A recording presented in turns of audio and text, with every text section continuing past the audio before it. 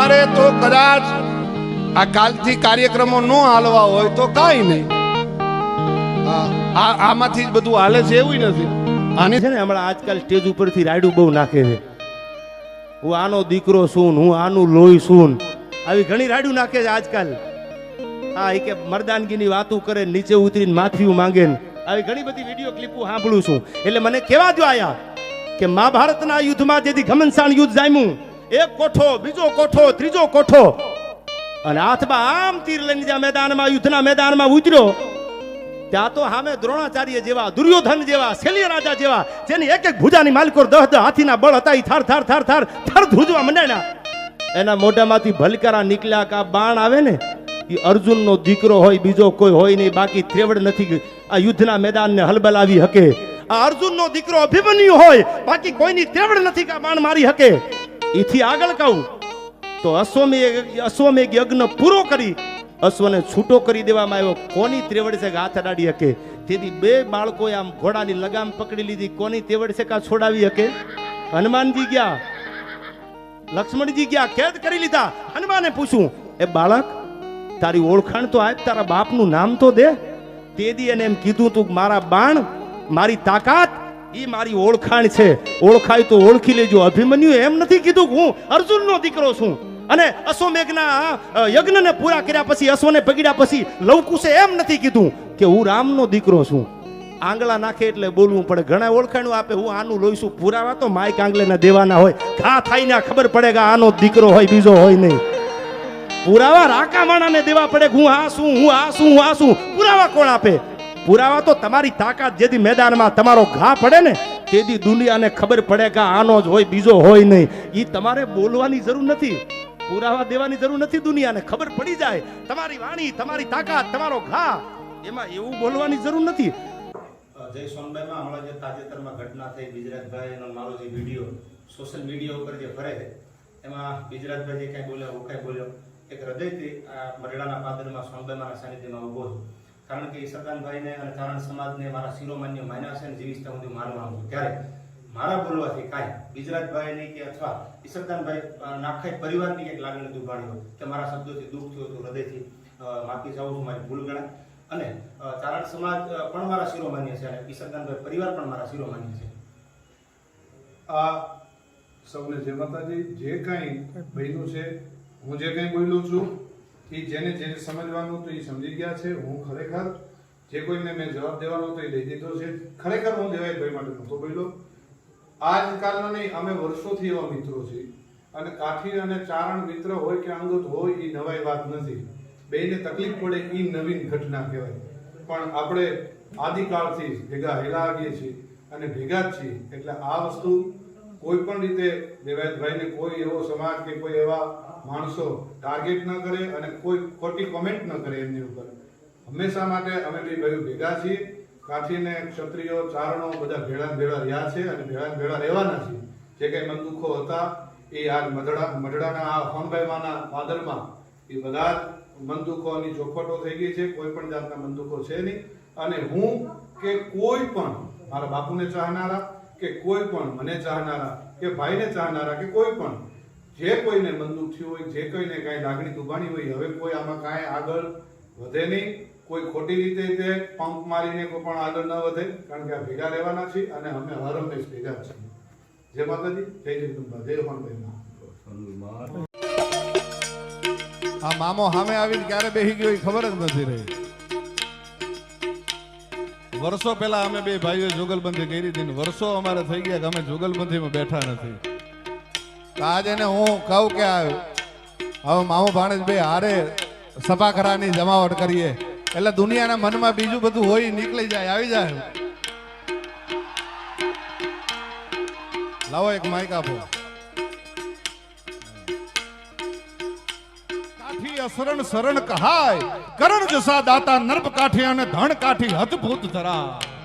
હા, આમાં હું ક્યાંક કહીશ ને તમે લોકો મને ક્યાંક લઈ જશો. અને પછી ઓલી સિસ્ટમ તો છે નહીં, કાલ ક્લિપુ ગમે એવી કદાચ બને તો. ઓહો હો, હમણાં સાગર મને કહેતો હતો કે હવે 2025 થી શાંતિ છે અમુક રીતે.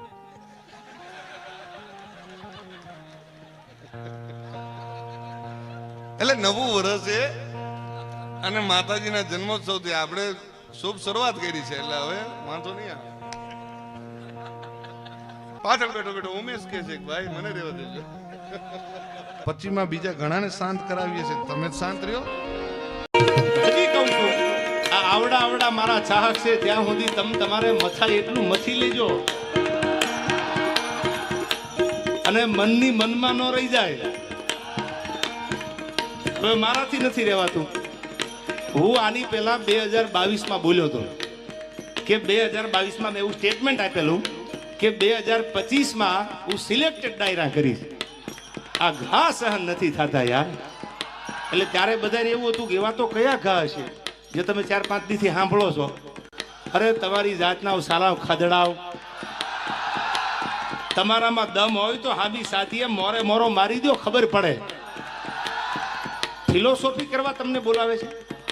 તમે મને પૈસા આપ્યા આ પ્રોગ્રામમાં, કલાકાર તરીકે તમે મને બોલાવ્યો. શું કામ બોલાવ્યો? સારી વાત કરું, સારું ગીત ગાવ, સારા 1-2 પ્રસંગ બોલું, એ માટે બોલાવ્યો ને. તમે મને ડાયલોગ બાજી કરવા બોલાવ્યો છે. તમારે ગામારે વાંધો હોય આ બોલવા માટે તમે મને બોલાવો છો. સમજદાર છો એટલે ટકોર કરું છું તમને. એવા કલાકારને તમે નક્કી કરીને બોલાવો કે જેની આગળથી સારું સાંભળવા મળે, જેની આગળથી સારું જાણવા મળે, એને બોલાવો. આયા બહેન ફિલોસોફી કરે, મોટી મોટી વાતું કરે, દમ તો કાંઈ છે નહીં. અને બીજી વાત, હું ઘણીવાર ડાયરામાં બોલું છું, તમે તો સમજદાર છો. ખદડા ને ખહુરિયા ને યાદ છે ને? હવે ખદડા હોય એને તમારે જોવો હોય એના ઉપર સિંગડા નો હોય, ખહુરિયા હોય એને તમારે જોવો હોય તો એના માથે સિંગડા નો હોય. પણ માતાજીના મંદિરે સમાધાન થઈ ગયું હોય હોનબાઈ માના મંદિરમાં, અને ત્યાર પછી બોલે આથી બીજા મોટા ખદડા હોય ક્યાં? આથી બીજા મોટા ખહુરિયા હોય ક્યાં? મને અફસોસ એ વાતનો છે કે મારે તો તૈયારી છે જ, પણ સાહેબ એને મારી માં હોનબાઈનો મલાદો રાખતાય નું આવડ્યું. ખાલી માની શરમ તો ભરી હોત અને હું તો માના મંદિરમાં ઊભો હતો ને એટલે માફી માંગી હતી. બાકી હવે વયા આવો. અને હવે તમને કહેતો જાઉં છું, આ પહેલા ડાયરામાં સિલેક્ટેડ ડાયરામાં દાંત કાઢતા કાઢતા કહેતો જાઉં છું, સાંભળો, આવેશમાં આવી નથી બોલતો. હવે માફી માંગું તો હું ડાયરા મૂકી દઈશ. હવે તમારે જેને આવવું હોય એને વયા આવજો, પણ ડાયલોગ બાજી ન કરતા સામે વયા આવો. મોરે મોરો મારી દો તો માનું મર્દના દીકરા છો. અને હવે કોઈ ભાઈડો માફી મગવી દે તો હું ભાઈડો અહીંથી ડાયરા મૂકી દઈશ. આ મારી તમને જીભાન છે. નીકળી હાલ્યા છો ગામની પ્રજાને બગાડવા યાર. સારું શીખવાડો ને, સારી વાતું કરો ને. બાયું ચડાવવાનું શું કામ શીખવાડો છો? આવનારી પેઢી છે, આ ભારતનું ભવિષ્ય છે. આમાં કોઈ કલાકાર બનશે, આમાંથી કોઈ કથાકાર બનશે, આમાંથી કોઈક ડોક્ટર બનશે, આમાંથી કોઈક એન્જિનિયર બનશે, આમાંથી કોઈક મોટો માણસ બને, એવું શીખવાડો ને. આવડે તો એવી વાતો કરો, અને ન આવડે તો મૌન બની અને તમને જેટલું આવડે છે એટલું સાહિત્ય કરીને નીકળી જાઓ. આ કોઈ લડી લેવા, કોઈ ડાયલોગ બાજી કરવાનો આ પ્રોગ્રામ થોડો છે. આ પ્રોગ્રામ તો સનાતન ધર્મનો પ્રોગ્રામ છે. અને સાહેબ, મેં ક્યાંક માફી માગી હશે ને, એ કોઈક ધર્મના થાંભલાની શરમ ભરી છે કે મારી માથી મોટું દુનિયામાં મારા માટે કોઈ હોય નહીં, એટલે મેં માફી માંગી છે. હા, અમારી સિસ્ટમમાં નથી. હવે તમારી સિસ્ટમને કહી દીજો વયા આવે. તમારી સિસ્ટમમાં ન હોય તો હું કાઠી દરબાર છું, મારી સિસ્ટમમાં ન હોય. આ હાય હાય હાય, બોલી જા બોલી જા બોલી જા બોલી જા. ચકલા કોઈથી બાજ ન બને. હવે આવડાની ખબર છે કોણ સાચું ને કોણ ખોટું. યાર મારે જાજુ નથી બોલવું. એક ભાઈ એમના સંસ્કાર મુજબ જેમ આવે એમ બોલી રહ્યા છે. હું મારા સંસ્કાર મુજબ જવાબ દઈશ. એના સંસ્કાર એના સ્ટેજ ઉપરથી, એના અંગત જીવનથી બધા આપ વાકેફ છો. મારે આપ સૌને કંઈ કહેવાની જરૂર નથી. પણ મારા જે સંસ્કાર છે એમને હું એ રીતે જવાબ દઈશ. એમણે એમ કીધું કે સોનલ માના મંદિરે સમાધાન થયા પછી સોનલ માનો એણે માન ન રાખ્યું, સમાધાનનું માન ન રાખ્યું. તો પહેલી વાત એક કહી કરી દઉં કે 2 વર્ષ એ વાતને વીતી ગયા છે. 2 વર્ષમાં કે મારી આટલા વર્ષોની આ કારકિર્દીમાં તમે કોઈ દિવસ ક્યારેય પણ મને ક્યાંય જોયો કોઈ કલાકારને બીજાની સાથે વિવાદમાં, કે કોઈ પણ જાતના બીજા વિવાદમાં મને જોયો કોઈ દિવસ ન બને. હું કોઈ વિવાદમાં ક્યારેય પણ પડવાવાળો માણસ જ નથી. હું આ બધી બાબતથી બહુ પર રહેવાવાળો માણસ છું. આ ભાઈ છે ને એણે ખૂબ મારા ચાળા સમાધાન પછી કર્યા છે, પણ જેટલા સહન થતું હતું ત્યાં સુધી સહન કર્યું છે. પછી સહન થાય એવું નહોતું એટલે જવાબ દેવો ખૂબ જરૂરી હતો અને એને જ દીધો છે. આ પાક્કું હજી કહું છું કે 2025નું એને જ કીધું છે મેં. એમાં હજી હું કહું છું, રિપીટ એન્ડ રિપીટ કહું છું કે એને જ કીધું છે અને એને જે મજા આવે એને એ છૂટ છે. એને બહુ મોરાનો શોખ છે તો એને છુપા એના એડ્રેસ રાખવા પડે છે, એને છુપી રીતે રહેવું પડે છે. હું જ્યાં રહું છું, જે જગ્યાએ રહું છું, જગ જાહેર રહું છું. અને બીજું હું 50-50ના ટોળા લઈને નીકળવા વાળો માણસ નથી. હું એ બીકણ માણસ નથી. મારે કોઈ બોડીગાર્ડોને બધાને કોઈ કોન્ટ્રાક્ટ ઉપર રાખવા પડતા નથી. આપણે રાખવા પડે છે. આપણે 50-50 જણાને છેલ્લા કાર્યક્રમમાં આપણે 200 જણાને લઈને ગયા હતા, એ ખ્યાલ છે ને? એટલે એ બધું આપશ્રીને શોભે છે, આપશ્રીને કરવું કોઈ વાંધો નહીં. હું ને મારો ડ્રાઈવર વધીને કોઈક એકાદો ભાઈ કદાચ કોઈક ભેળો હોય તો અમે એટલા જ હોઈએ છીએ. ગમે ત્યારે મજા આવે ત્યારે મોસ્ટ વેલકમ છે. હું ઈશ્વરદાનનું લોહી છું ને મને મારા બાપનું લોહી છું એનું ગર્વ છે. આપને જે હશે આપને મુબારક. આપ શું કહેવાઓ છો અને ગુજરાતના મીડિયામાં આપ શું કહેવાઓ છો એ ખ્યાલ છે. એટલે રાખી સાવંત હું આપને વધારે કાંઈ નહીં કહું. રહી વાત હું જુવાનિયાને બગાડું છું એવું આપશ્રીનું કેવું થાય છે તો પહેલી વાત એ કરી દઉં કે દુનિયા આખીને ખબર છે કે હું દુનિયાને વ્યસન મુક્ત કરાવું છું. હું દુનિયાને સંસ્કારનો સારા કાર્યક્રમોની સારી વાતો કરું છું. આપશ્રી જેવું 302, 307 આવું કરાવવાનું કોઈ કાર્ય મારું નથી. ક્યારેય પણ હું કોઈ અશ્લીલતા ઉપર ક્યારેય અશ્લીલ શબ્દ મારા સ્ટેજ ઉપરથી નથી આવ્યો.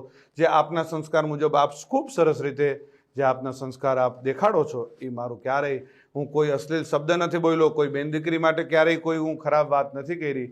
આપને શોભે એ આપ કરો છો, આપને મુબારક. અને મોરાનો જ્યારે પણ શોખ હોય ત્યારે કોઈ પણ જાતનું મનમાં ન રહી જાય, મનમાં ન રાખતા. વેલકમ છે અને મોસ્ટ વેલકમ છે. મારે તમ તારે કોઈ બીજી આપની સાથે બીજી ચર્ચાઓ નથી કરવી, બીજી વાતો નથી કરવી. પણ મારા ચાહક મિત્રો, મારા બાપુના ચાહક મિત્રો, લાખો કરોડો ચાહક મિત્રોને માઠું લાગ્યું છે. અને આ માત્ર તમે મને એકને નથી કીધું, ચારણ સમાજને કીધું છે. તમે જે શબ્દ વાપર્યા છે મને મારી એક માટે નથી વાપર્યા, ચારણ સમાજ, આખા ચારણ સમાજને તમે સંબોધીને કીધું છે. અને બીજું કે જે આપશ્રીના રોટલા ચાલે છે ને એ કોના થકી ચાલે છે ખ્યાલ છે ને? મારા પરિવારનું હું નથી કહેતો, ચારણો થકી ચાલે છે.